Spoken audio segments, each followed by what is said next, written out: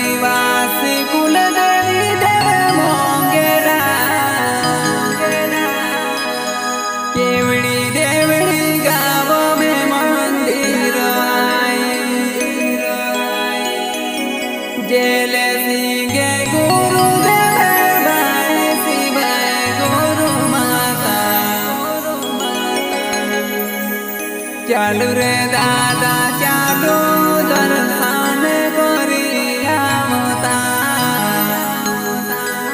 चल रे दादा चालो दर्शन करिया होता।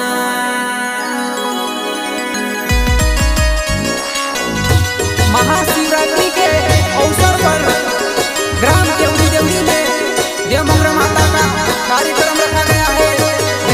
आदिवासी कुल देवी देव मोंगेरा केवड़ी देवड़ी गाँव में मंदिर है। आदिवासी कुल देवी देव मोंगेरा केवड़ी देवड़ी गाँव में मंदिर है।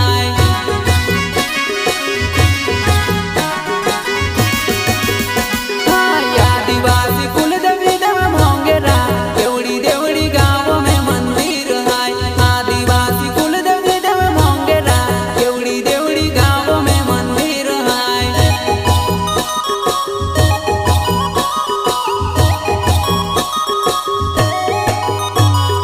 आदिवासी कुल देवी देव मोंगेरा केवड़ी देवड़ी गाँव में मंदिर है। आदिवासी कुल देवी देव मोंगेरा केवड़ी देवड़ी गाँव में मंदिर है।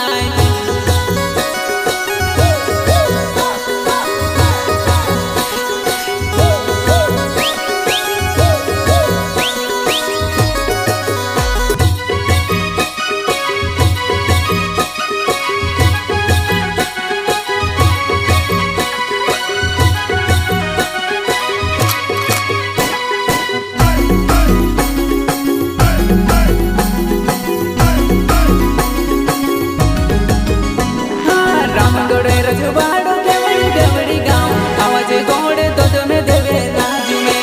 रामगढ़ रजवाड़ो देवड़ी देवड़ी गाँव आवाज गोड़े दूध में देवे राजू में।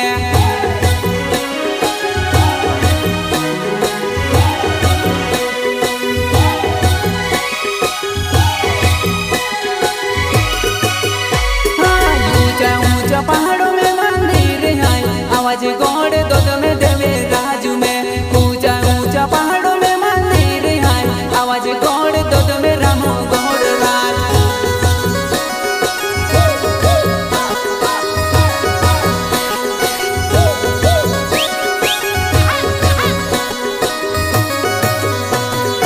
ऊंचा ऊंचा पहाड़ों में मंदिर है रामगढ़ रजवाड़ो केवड़ी देवड़ी गाँव। ऊंचा ऊंचा पहाड़ों में मंदिर है रामगढ़ रजवाड़ो केवड़ी देवड़ी गाँव।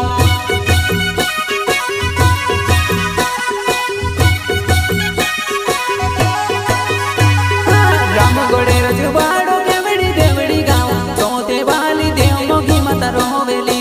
रामगढ़ रजवाड़ो केवड़ी देवड़ी गाँव रामगढ़ राजवाड़ा देवी माँ।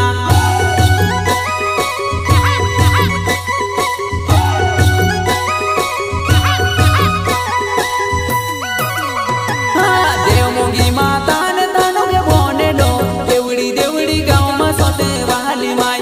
रामगढ़ रजवाड़ो केवड़ी देवड़ी गाँव देव मोगी माता ने तानो के बोने लो।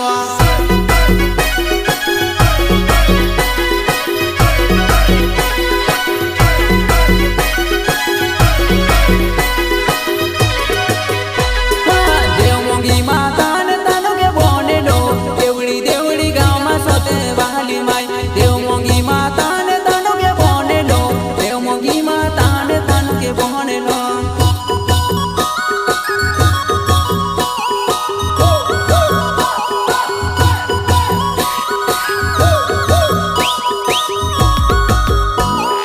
बनसरी माता ने रूप धरेली देव मोगेरा माता मारी दोयवी।